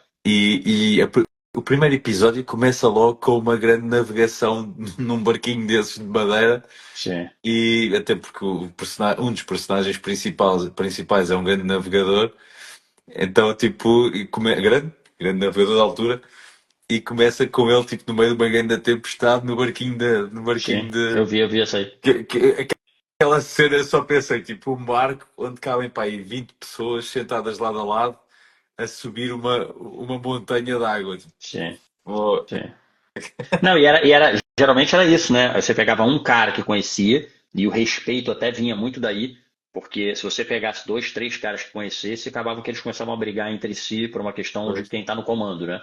Então era um que conhecia e que a malta fala, cara, esse aí a gente vai ter que levar até terra, porque se matar esse cara, como é que a gente faz? Ninguém entende nada, né? Então você via que a própria formatação da tripulação era feito num modelo que não houvesse a possibilidade, né, do cara chegar no meio do caminho e pronto, e romper ali com um acordo. É interessante, né, ver essa dinâmica. Que brutal. Olha, livro, ou livros. Cara, livros, eu tô. Pô, por acaso falei do meu avô, e como eu falei, tô lendo aqui que é um livro que ele escreveu aqui. Deixa eu ver se pega aqui essa. Pegou aqui. É um livro que ele escreveu Uma Face da Glória, que é a parte que ele vai para a Segunda Guerra Mundial. Então estou lendo esse. Li, que já tinha lido e li agora há pouco tempo o Diário de um Mago, né, do Paulo Coelho. Já tinha lido esse livro. É engraçado que às vezes quando você relê um livro antigo, como é que a tua fase de vida está diferente, aí você fala, pô, tu nunca Hum, tinha visto isso aqui, cara? Como é que isso aqui estava nesse livro? Como é que os negócios são interessantes. E livro técnico. Pô, tenho livros assim que eu deixo sempre no visual, né, cara? Eu gosto muito do Quem Pensa Enriquece. É um livro que te leva a muita reflexão, principalmente nos dias de hoje, que a gente fala muito de inteligência artificial. Eu gosto de livros que são atemporais. Tá? Então, se hum, você pegar um Quem Pensa Enriquece e pensar hoje o que a inteligência artificial te permite fazer, é brutal. E aí você vê que é um livro, porra, atemporal. Quando foi escrito esse livro? Né?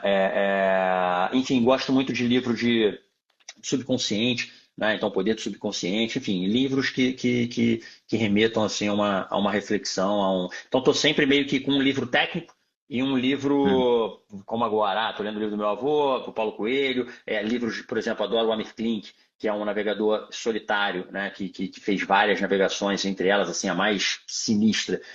Ele atravessou a remo da África para o Brasil, isso em 1984, se eu não me lembro, se eu não me engano.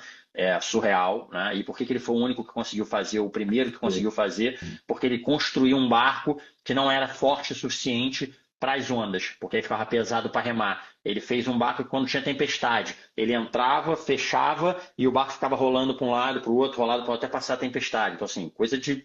Cara, como é que o cara aguentou ficar dentro daquele negócio? Ao passo que quando saía a tempestade, ele não sabia se o barco tinha parado de cabeça para o alto ou de cabeça para baixo. Então ele tinha que tomar cuidado antes de Ah, abrir.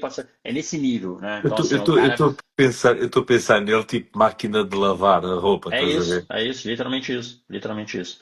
E essa foi uma que, se eu não me engano, foi isso em 84, se eu não me engano, que ele fez essa travessia. E a outra, que também é surreal, ele foi para a Antártida com um barco que o casco era feito para ele. Foi para uma posição que tinha água e que depois, durante 2 meses, e que depois aquilo se tornava gelo, o barco ficava literalmente no seco, no gelo, e ele fazia expedições, estudo e tal. E que só teria água de novo 9, 10 meses depois. Então não tem como ir embora, não chega helicóptero, não chega, não tem como sair, né? E ele sozinho. Então, assim, é o extremo, né, daquilo que é a quantidade de planeamento que o cara tem que fazer para um negócio desse funcionar. E ele ter voltado, né, ele já fez mais de 10 dessa e deu tudo certo. O cara tem que ser muito bom de planeamento e não é um cara que é um rico que tinha recursos infinitos, não, sempre ali correndo atrás com os recursos. Então também me identifico muito com a questão de apresentação do marketing, como é que ele fazia para captar recursos, como é que ele conectava isso com uma empresa, qual é a empresa que faz sentido estar patrocinando ele. Então são livros também bem interessantes. Ele é um mix, né? Porque é um livro de coisa que eu gosto, né? E técnico, porque se você pegar a parte técnica por trás, você vai perceber por que o cara chegou onde chegou. Né? Porque não era um louco, não era simplesmente um maluco fazendo travessias arrojadas, era alguém estruturado e planeado, enfim. Então acho bem legal. Brutal. Olha, ouves podcasts? Sim, Quais? os podcasts de fundo de investimentos, né? Ouço podcast de jiu-jitsu, ouço podcast de que mais assim que tem o. E como já fica tudo no YouTube ali, eu não consigo falar nem o pá, é esse aqui Mano, específico, né? não, Tô não, pensando não, aqui nos não, segmentos. acho curioso podcast de jiu-jitsu. Sim.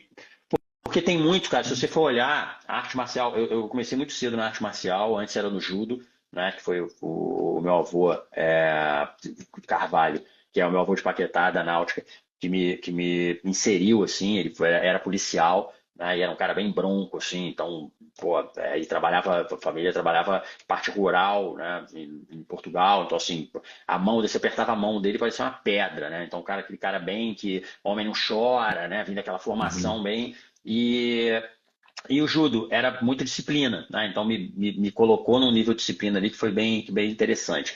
E depois evoluiu para a questão do jiu-jitsu, que era uma febre na época no Rio de Janeiro, e depois, aí, quando eu fui para a faculdade e tal, e parei, e depois voltei quando meu filho mais velho nasceu, voltei a treinar e treino até hoje. E me remete primeiro, né, à questão do ego, né? Então você saber que Uhum. por melhor que você seja, por mais experiente, por mais forte que seja, tal, sempre vai ter alguém, né, que vai te superar. Então, são coisas que é interessante para lidar. Fisicamente, trabalha uma série de coisas em conjunto que eu gosto. Tá? Então não é aquele negócio, trabalha só uma coisa, ou trabalha só a outra, não. Né? Você vai ter que ter flexibilidade, ao mesmo tempo vai ter que ter força, ao mesmo tempo vai ter que ter tolerância, e é o ligamento, e é isso, é aquilo. Ou seja, é como um todo. E para a parte educacional, pô, eu acho que nada te ensina mais do que sufoco. Tá? Nada te ensina Hum. mais. E a gente que sabe ali que a questão da dor e prazer para que você entre em ação, nada te força mais do que a dor. Tá? E aí a arte marcial ela te ensina isso o tempo todo. Tá? Porque é o tempo todo sufoco, cara. É o tempo todo. Então tiro muito assim, tem grandes caras da parte de educação, principalmente que viram um nicho grande ali para ensinar outros professores que vêm dessa parte do bronco, né, da briga, e de como é que você faz isso transformar num negócio. Né? Então, como é que você faz para que, por exemplo, eu consiga perceber que faz sentido meu filho ir treinar, porque ele vai desenvolver, né, a autoestima, ele vai desenvolver a questão do entendimento do corpo, ele vai desenvolver a questão da resiliência, de não desistir fácil, de treinar no dia seguinte apesar da dor, ou seja, uma série de coisas que você leva para a vida e que a arte marcial ela traz na raiz, né, cara? Então, gosto bastante de ouvir isso. E é um negócio leve, né? Se eu tivesse, de repente, ouvindo uma palestra sobre disciplina, não ia ter paciência. Isso daí, até porque a maioria você acaba conhecendo, porque é um mercado que você conhece. Então, pô, tô ouvindo o Tito que eu conheço falando de um assunto, de um esporte, e aí você assimila muito mais o conhecimento técnico do que se estivesse vendo algo do Technique. Yeah. Fogo. Brutal. Olha, qual é que é aquela música, Marco, que quando tu ouves, independentemente do estado em que tu estejas, te leva? Cara, eu acho que não tem uma, assim. Eu sou bem musical, é até engraçado, que teve uma época que eu investi em discoteca, né? E depois eu falava assim, pô, por que eu tô investindo em discoteca? E aí me remetia, falei, cara, na minha época de colégio eu sempre quis ser DJ. E era aquela época que você comprava, né? Aquelas plataformas e tal, e vinil, não sei o quê.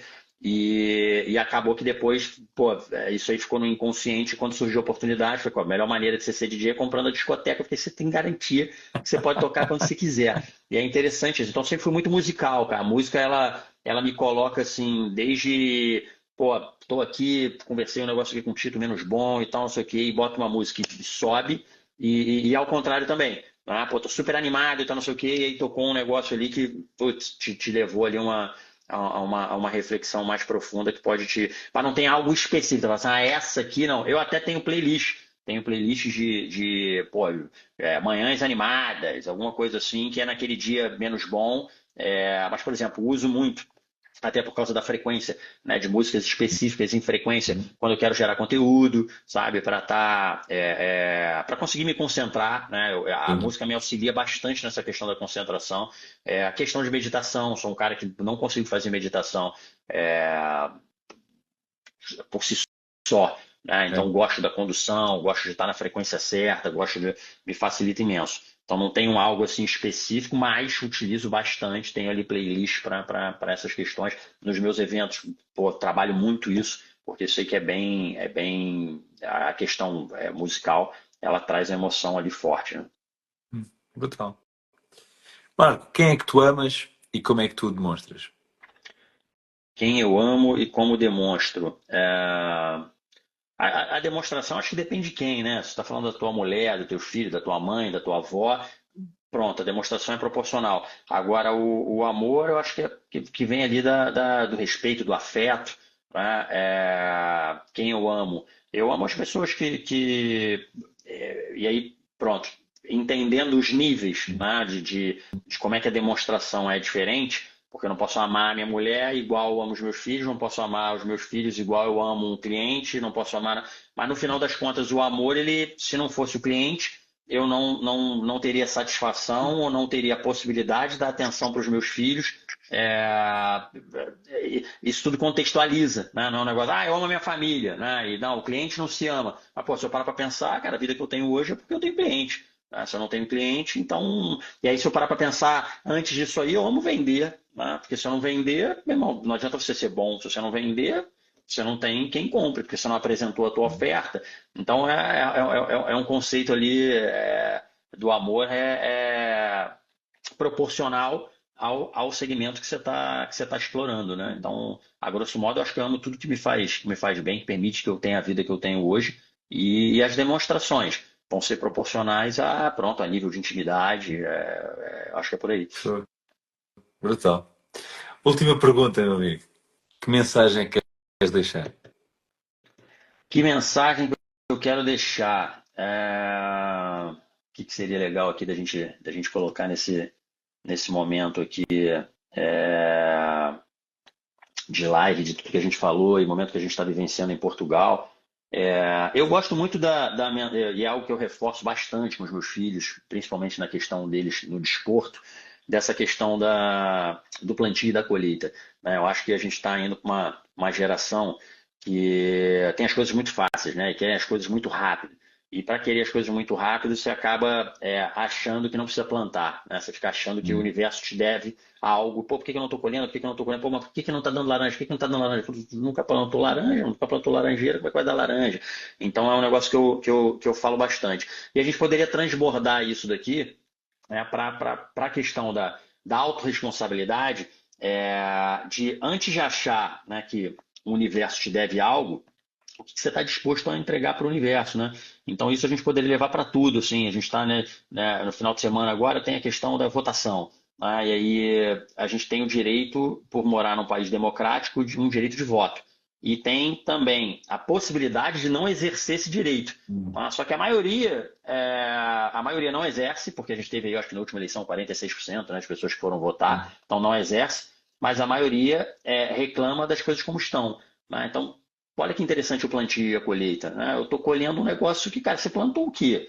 E aí você poderia falar, pô, mas não tem opção, por isso que eu não vou. Tudo bem, então vai lá e bota, escreve qualquer coisa e rasura, mas assim, você demonstra que fala, não, tá tão sem opção que eu vim aqui e não consegui escolher ninguém, porque isso é importante, né? Isso dá uma demonstração. Então são coisas, estou usando isso daqui porque é o momento que a gente está vivendo, e eu não sei exatamente quando que isso vai estar disponível, mas é o momento que a gente está vivendo no momento de gravação antes, né, de ter as eleições, de algo extremamente importante e que a gente, cara, cada Sem um dúvida. se preocupa com o seu umbigo ali e bate tanto nessa questão, né, de, pô, a gente, democracia, democracia, democracia, mas na hora da gente fazer o nosso papel, a gente não faz. E aí transbordar isso para tudo na vida, né? O que mais que a gente, o papel é nosso, né? A gente deveria estar como principal e não como coadjuvante, e eu permito que outra pessoa esteja no comando do leme, né? Eu esteja Hum. como tripulante na minha própria vida. E aí, então, para a gente fechar aqui de forma bonita, cara, você precisa ser o comandante da tua vida, né? Não dá para ser tripulante da embarcação que é tua. Então, acho que é um bom fecho aqui para nossa live.